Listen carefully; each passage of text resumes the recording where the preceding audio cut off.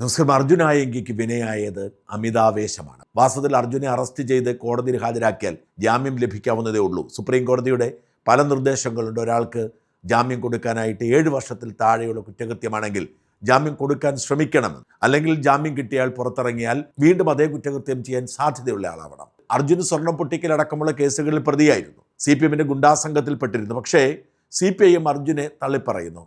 മാത്രമല്ല, സ്വർണ്ണം പട്ടിക്കലടക്കമുള്ളവയുടെ സാഹചര്യം മാറുന്നു. അർജുൻ അവകാശപ്പെടുന്നത് അയാൾക്കെതിരെയുള്ള ബാക്കി കേസുകളൊക്കെ തീർന്നു. 22ഓളം കേസുകളുണ്ടായിരുന്നു. അതെല്ലാം തന്നെ തീർന്ന് ഇനി അവശേഷിക്കുന്നത് 4 കേസുകൾ മാത്രമാണെന്നാണ്. സമാധാനത്തോടെ ജീവിക്കാൻ ആഗ്രഹിച്ചു, കുറ്റകൃത്യങ്ങളിൽ മാറാൻ ശ്രമിച്ചു. പക്ഷേ കോതമംഗലം പോലീസ് അതിന് സമ്മതിച്ചില്ല. ചില സിനിമകളിലൊക്കെ കാണുന്നത് പോലെ നിരപരാധിയായ തന്നെയും കൂട്ടുകാരെയും വേട്ടയാടിയതുകൊണ്ട് താൻ വീണ്ടും പോലീസിനെതിരെ രംഗത്തിറങ്ങിയെന്നാണ് അർജുൻ അവകാശപ്പെടുന്നത്. പക്ഷെ അർജുന് സംഭവിച്ചത് ഭരണം മാറിയത് അർജുൻ അറിഞ്ഞില്ല എന്നതാണ്. ഭരണം മാറിയില്ലെങ്കിലും അർജുൻ കുഴപ്പത്തിലാകുമായിരുന്നു. കാരണം അർജുനെ അറസ്റ്റ് ചെയ്തത് മെയ് മാസം 3-ാം തീയതി രാവിലെയാണ്. മെയ് 3-നായിരുന്നു തെരഞ്ഞെടുപ്പ് ഫലം വന്നത്. മെയ് 3-നും പിണറായി വിജയൻ കരുതുന്നത് ഇടതുമുന്നണി വീണ്ടും അധികാരത്തിൽ വരുമെന്നാണ്. എന്നിട്ടും പോലീസ് കോതമംഗലത്തെ റിസോർട്ട് വളഞ്ഞ് അർജുനെ പിടിച്ച് ജയിലിൽ അടക്കണമെങ്കിൽ, ഹൈവേ കൊള്ള തലയിൽ കെട്ടിവയ്ക്കണമെങ്കിൽ തീർച്ചയായും അതിൻ്റെ ആസൂത്രണം CPM തന്നെയായിരുന്നു. ഇത് അർജുൻ അറിയാം. അതുകൊണ്ടാണ് CPM അനുകൂലമായി ഒന്നും ചെയ്യുന്നില്ല. അതുകൊണ്ട് തന്നെയാണ് പിണറായി വിജയനും MV ജയരാജനുമൊക്കെ അർജുനെ പരസ്യമായി തള്ളിപ്പറഞ്ഞത്.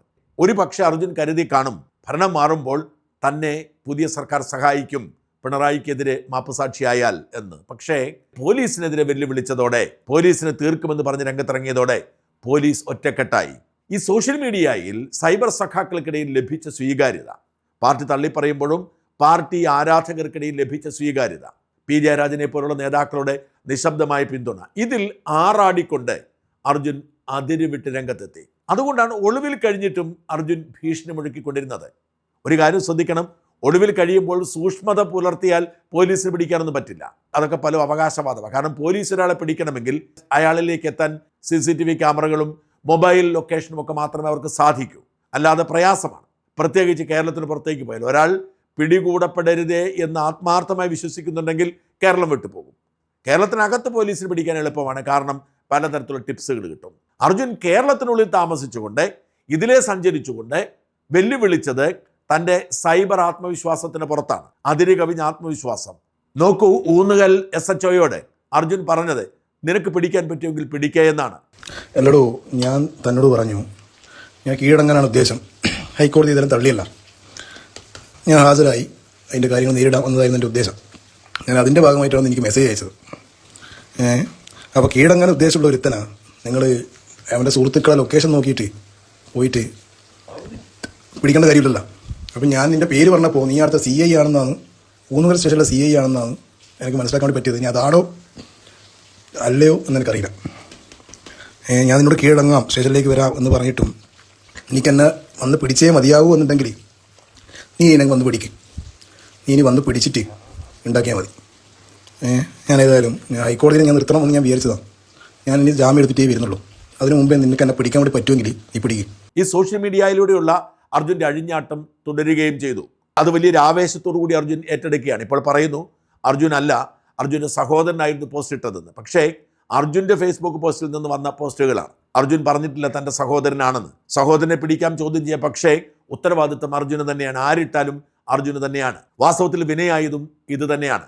അർജുൻ ഓരോ ദിവസവും വെല്ലുവിളിച്ചുകൊണ്ടിരുന്നു. ഇന്നലെ പാർട്ടി സംസ്ഥാന സെക്രട്ടേറിയറ്റ് അംഗം MV ജയരാജനെയാണ് വെല്ലുവിളിച്ചത്. ജയരാജന്റെ അർജുനെതിരെയുള്ള പ്രസ്താവനയ്ക്കെതിരെ അർജുൻ പൊട്ടിത്തെറിച്ചുകൊണ്ട് പോസ്റ്റ് ഇട്ടു. ഇന്നലെ രാത്രിയിലാണ് ഇട്ടത്. ഇന്ന് വെളുപ്പിനെ 2 മണിക്കാണ് അറസ്റ്റ് ചെയ്തത്. ഇന്നലെ രാത്രി ഏതാണ്ട് 8-10 മണിയോടുകൂടി അർജുൻ പോസ്റ്റ് ഇട്ടു. ഇങ്ങനെ ഇട്ടു: മറ്റെല്ലാവർക്കും തിരുത്താനും നവീകരിക്കാനും തിരിച്ചു വരാനുമുള്ള അവസരങ്ങളുണ്ട്. അർജുനായെങ്കിൽ ശത്രുക്കളേക്കാൾ വലിയ ശത്രുവാണെന്ന് പോലെ എന്നെ വെടിവെച്ചു കൊന്നാൽ സന്തോഷമേ ഉള്ളൂ, അത് താൻ ആഗ്രഹിക്കുന്നു എന്ന തരത്തിലുള്ള പ്രതികരണം നടത്തിയ MV ജയരാജൻ സഖാവിനോടാണ്. എനിക്ക് ഐത്തം കൽപ്പിക്കുന്നതിന് മുൻപ്, തള്ളിപ്പറയുന്നതിന് മുൻപ് ഞാൻ ഈ പ്രസ്ഥാനത്തിലുണ്ടായിരുന്നു. 5 കിലോമീറ്റർ അപ്പുറത്തൊരു സഖാവിന് കുത്തേൽക്കുമ്പോൾ രക്തം തിളച്ച് തിരിച്ചടിക്കാൻ വേണ്ടി സ്വന്തം ജീവനും ജീവിതവും മറന്ന് തിരിച്ചടിച്ചതിൻ്റെ ഭാഗമായി ജയിലിൽ കിടന്നിട്ടുണ്ട്. ഈ പാർട്ടിയുടെ പ്രതിസന്ധികളെല്ലാം പേനയുന്തിയതിനും പ്രതികരിച്ചതിനും കൊണ്ടൊക്കെ കൂടിയാണ് ഞാൻ കള്ളക്കേസിൽ ജയിലിൽ അടയ്ക്കപ്പെട്ടത്. മയ്യിലൊരു സഖാക്കളെ ആക്രമിച്ചിരുന്ന കോൺഗ്രസ് ക്രിമിനലിന് പോലീസിന് അടി കിട്ടിയപ്പോൾ അയാളെ വീട്ടിൽ പോയി കണ്ട് ആശ്വസിപ്പിച്ചതിൻ്റെ 1% പോലും ഞാൻ ആഗ്രഹിക്കുന്നില്ല. പക്ഷെ പിന്തുണ വേണ്ട, പിന്നിൽ നിന്ന് കുത്തരുത്. നോക്കൂ, സ്വന്തം പാർട്ടിക്കാർ തള്ളിപ്പറഞ്ഞപ്പോൾ അതിനും പ്രതികരിച്ചു അർജുനായെങ്കിൽ. ഇത്തരത്തിൽ സോഷ്യൽ മീഡിയയിൽ സൂപ്പർ ഹീറോ ചമഞ്ഞങ്ങ് നിൽക്കുകയാണ്. അതിനു മുമ്പ് 5 മണിക്കൂർ മുമ്പ് നിഖിൽ പൈലി എന്ന ഇടുക്കിയിലെ യൂത്ത് കോൺഗ്രസ് നേതാവ് അർജുൻ ആയങ്കിയെ കുറിച്ച് ഒരു പോസ്റ്റ് ഇട്ടപ്പോൾ അത് ഷെയർ ചെയ്തുകൊണ്ട് ഇങ്ങനെ എഴുതി: ഞങ്ങളുടെ ധീരജനെ കൊന്ന നീ വെട്ടേറ്റു മരിച്ചു എന്ന വാർത്ത കേൾക്കാൻ ആഗ്രഹിക്കാത്ത മലയാളികളും ഉണ്ടാവില്ലടാ പൈലി മോനെ എന്ന് വെച്ചാൽ കൊല്ലുമെന്ന ഭീഷണിപ്പെടുത്തലാണ്. ഇതാണ് അദ്ദേഹത്തിന്റെ മറ്റൊരു രീതി. ഇതിനേക്കാൾ വിചിത്രമായത് മുതിർന്ന മാധ്യമപ്രവർത്തകനായ അനിൽ നമ്പ്യാരെ കയറി ചൊറിയാൻ പോയതാണ്. അർജുൻ തൃശ്ശൂരിലെ മരച്ചുവട്ടിലിരിക്കുന്നു, പണപ്പിരിവ് നടത്തുന്നു എന്നൊക്കെയുള്ള വാർത്തകൾ വന്നപ്പോൾ അനിൽ നമ്പ്യാർ ഇങ്ങനെ കുറിച്ചു: തൃശ്ശൂർ സിറ്റിയിലെ സുഖചികിത്സാ കേന്ദ്രത്തിൽ എത്തുന്നതിന് മുൻപ് കൂർക്കഞ്ചേരിയിലെ മയ്യഴിക്കാരി സെറ്റപ്പിനെ കാണാൻ ആയങ്കി ബ്രോ എത്തിയത്രേ. അർജുനന് കവചം തീർത്തത് ഒരു കാടക്കോഴിയാണത്രേ. തൃശ്ശൂർ സിറ്റിയിലൂടെ 11 മിന്നിക്കണമെങ്കിൽ പോലീസിലെ ചില ഏമാന്മാർ കണ്ണടച്ചിട്ടുണ്ട്. പിണറായി ബാധ ഇപ്പോഴും ഒഴിയാത്ത കാക്കിയിലെ ചുവപ്പന്മാരെ തിരിച്ചറിയണം. ഒരു വെടിവയ്പ്പിനുള്ള സ്റ്റാൻഡേർഡൊന്നും ഈ ചീളു പൈലിനില്ല. ഇത് അർജുനെ പ്രകോപിപ്പിക്കുകയും അർജുൻ ഇങ്ങനെ കുറിക്കുകയും ചെയ്തു: തൃശ്ശൂരിൽ നമ്പ്യാരുടെ ഭാര്യയാണ് എൻ്റെ സെറ്റപ്പ്. വിനാശകാലെ വിപരീത ബുദ്ധി എന്ന് കേട്ടിട്ടില്ലേ? അതാണ് അർജുന് സംഭവിച്ചത്.